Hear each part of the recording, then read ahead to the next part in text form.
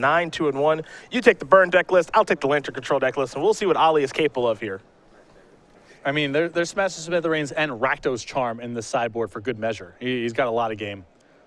Gataxian Pro, gonna pay 2 life for that, huh? Yikes. Oof. Aintrazi's gonna see a hand here with Eidolon the Great Revel, Boros Charm, Searing Blaze, Rift Bolt, 3 lands, Arid Mesa, Scalding Tarn, and a basic mountain. He'll record all this information and draw a card, and we'll see how he wants to move forward. Not what Ollie wants to see, though. I agree. Bad news over there for Aintrazi. Makes you wonder if he's played against Burn at all this weekend. Llanowar Waste is land number 1. He'll have to take 1 to play this Inquisition of Kozilek, it appears. And the one thing he can do is that he can get rid of that Eidolon, which I think is something he probably has to do. Unless he has a way to kill it, which is hard for his deck to do. I mean, he has to get the Aether Grid and 4 artifacts in play. Not the easiest thing to do. No, it doesn't sound too easy.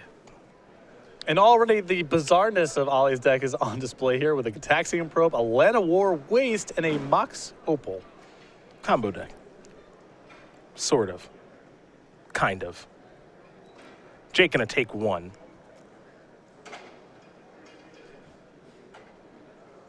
We'll see what land he wants to search up. He'll go with the Sacred Foundation. So he'll make it 3 total. He's down to 17. Might have a suspended Rift Bolt on the way. We'll see.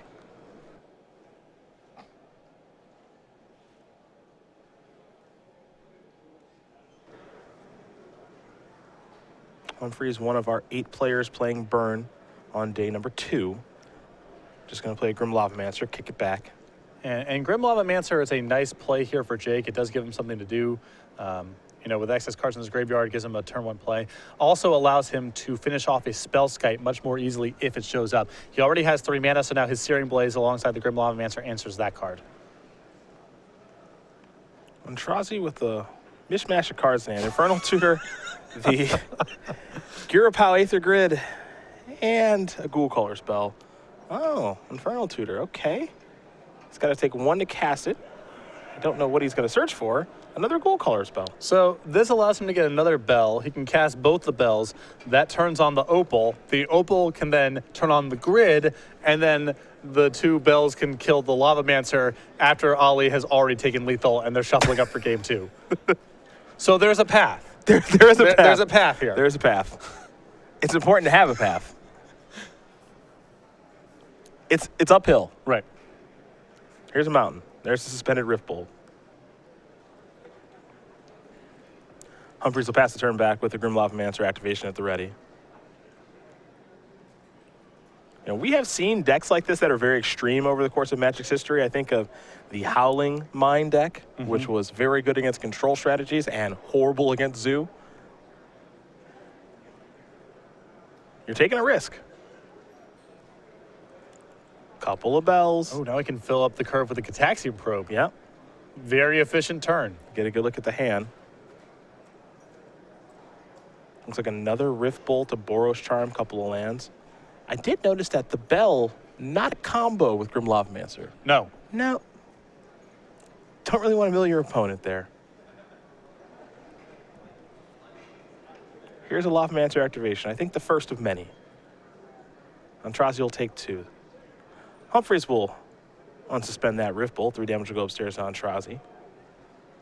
Down to 11 he goes.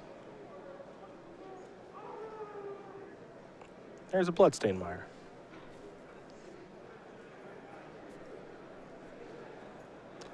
Humphries will sacrifice that. He'll go down to at least 16, potentially 14 here. His life total is a freebie in this matchup. And I like what Jake is doing right now. I think a lot of people would have the instinct of just going and getting a Blood Crypt here. Jake feels like he can probably win this game without revealing that black mana is in his deck. And you want to keep that information concealed if you can. Well, that's a hard one to beat. That's a humdinger. And Eidolon of the Great Revel. Yikes. Aintrazi will draw Academy Ruins.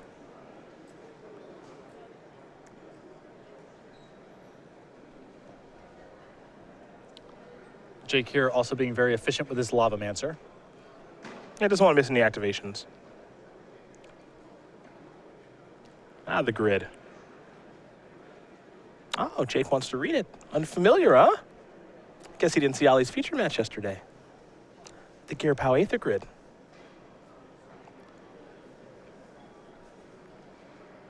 Lavamancer's going to go upstairs. And a little assist from the Ghoul Caller Bells. Now he's free to mill. Well, I don't think he's untapping. I think you might be right. Here's a Goblin Guide. That'll trigger the Eidolon. Got Boros Charm in hand. And so on and so forth. There's the attack step.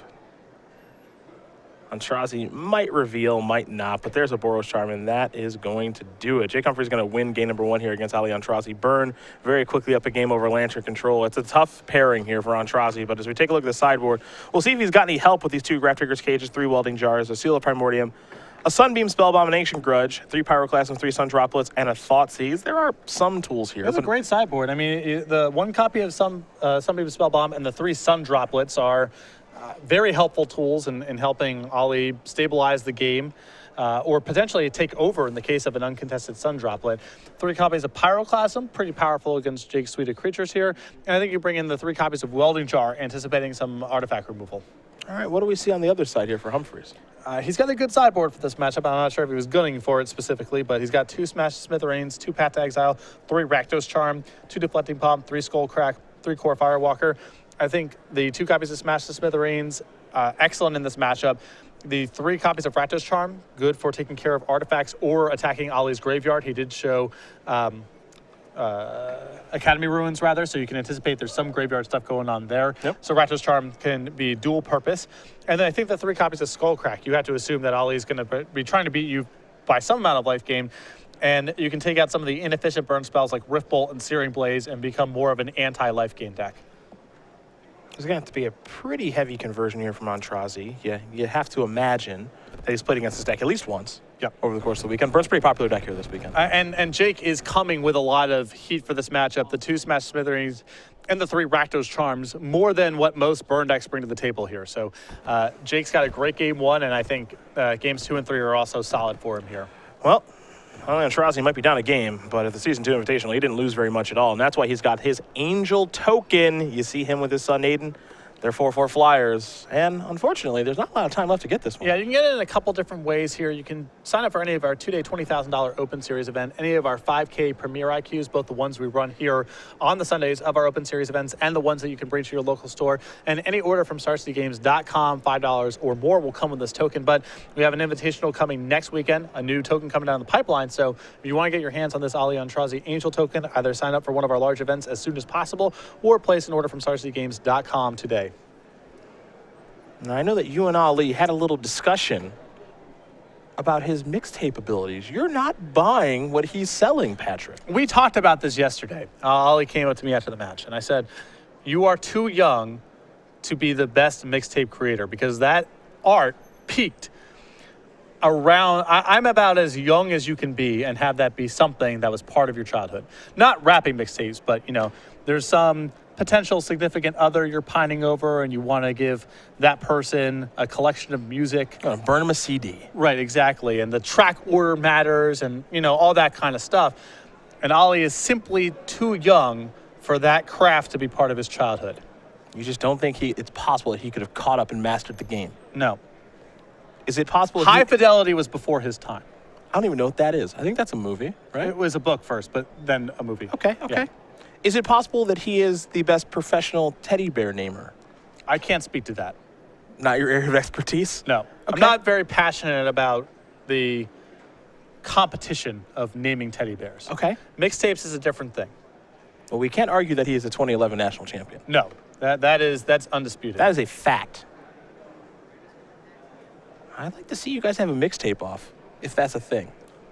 I mean, my mixtape game is not great relative to people of my age. I'm fine at it. I'm just saying that I would take me against Ali heads up because of the age thing. We got a challenge on our hand here, folks. Lantern of Insight is how Aintrazi is going to start things into a Welding Jar. This is a great setup here for Aintrazi, though. He has Welding Jar plus Sun Droplet in his hand. That's not an easy package for Jake to navigate through this early on in the game. Here's Goblin Guide. Here's the thing about Sun Droplet. When you want to beat Burn, you know, you look at cards that gain a lot of life all at once, you know, things like Wormcoil Engine. Those cards are very vulnerable to Skull Cracks and those kind of cards. When you're gaining 1 life a turn, cards like Scavenging Ooze, that's a lot harder for Burn to interact with. Jake gonna take a look at the old Sun Droplet. Mirrored Uncommon, by the by. This one is hard for these red strategies to beat, actually. Yeah, especially with Welding Char back up. I mean, that's a great setup that Aintrazi has. It's basically you, in the long term, don't deal damage for the rest of the game as long as this is in play. It's slow. It doesn't absorb huge chunks of damage very well. But if you're trying to, shuck and dive 2 or 3 damage a turn, Sun Droplet's really, really good, and that's exactly what Jake is up to. Yeah, 2 counters on the Sun Droplet now. Now, the one thing to keep in mind with Sun Droplet, is at the beginning of each player's upkeep. Some people, you might think that, oh, yeah, it only happens on my turn, right, because it's my card. No, every upkeep you get to remove a counter and gain a life. And that's important. There are 2 counters on there now, so when Ollie goes his turn, he removes 1, gains a life. We go to Jake's turn, does the same thing. No one ever has Sun Droplet, but it's on my list of cards I fear the most. Well, now Smash Smithereens is being cast, so we take a look at that, and you see that Ali says, you know what? I can regenerate off of this with Welding Jar, so my Droplet's okay. Now my Droplet's up to 5. Remember, long-term, Jake does not deal damage against this card. Yep. Now, the problem, the vulnerability of Sun Droplet is when you draw it on turn 5, it doesn't do very much. It's horrible. It's too late.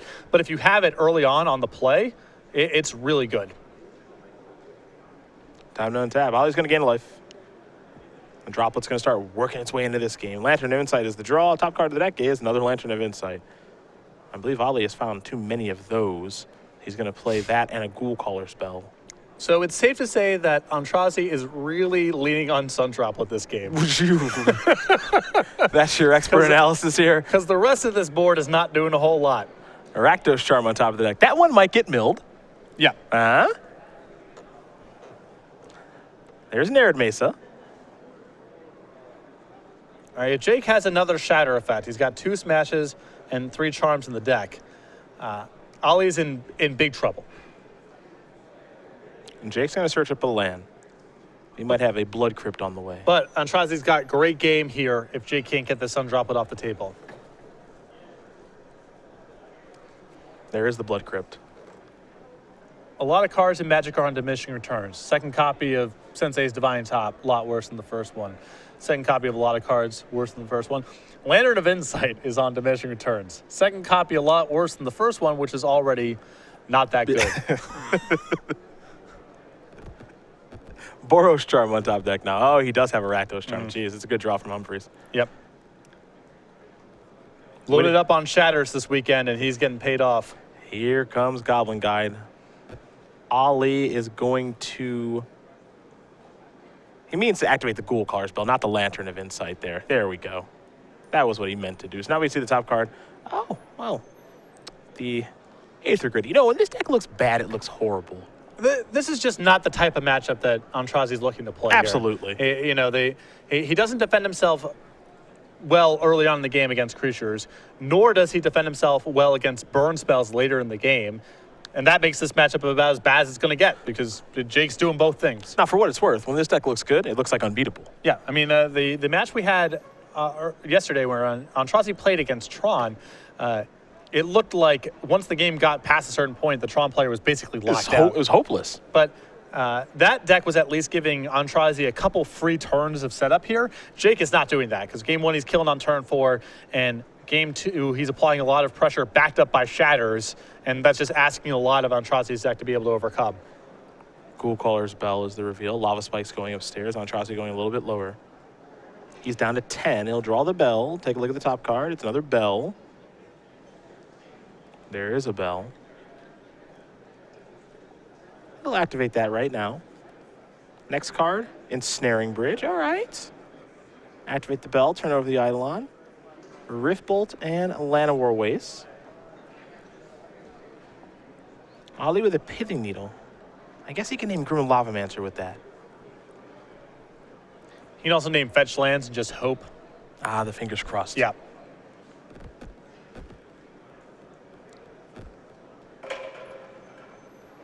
Looks like all you can do is pass the turn back.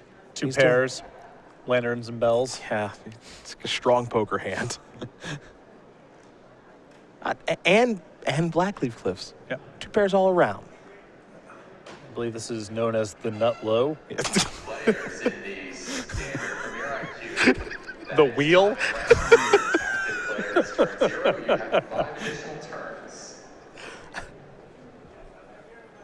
Top card of the deck is a Scalding Tarn.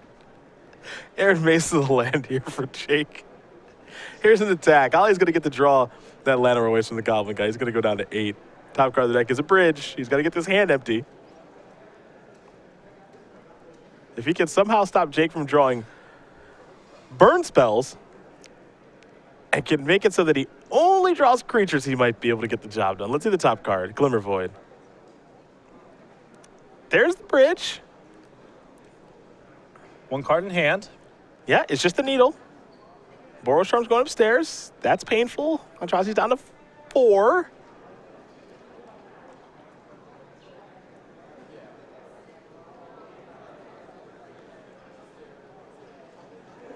And Jake's going to sacrifice that Arid Mesa. So we're going to see the top card of his deck here in just a minute. He's getting himself a Sacred Foundry. This is going to be real hard for Ali. Well, But a lot of Jake's creatures are locked out.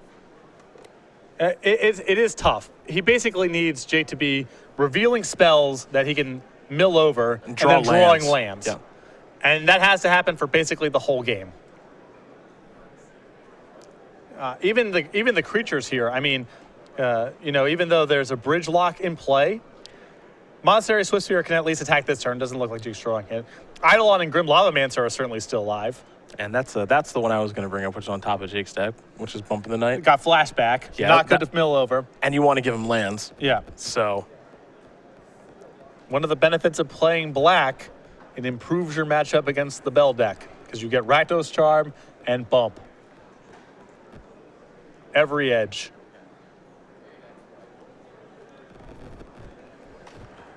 Aintrazi deciding if he wants to mill. I mean, this is a tough squeeze. I think he'd like to draw the land. Land more waste on top of the deck. He'll play the Glimmer Void. He's going to play the Needle. We'll see what he wants to name with the Needle.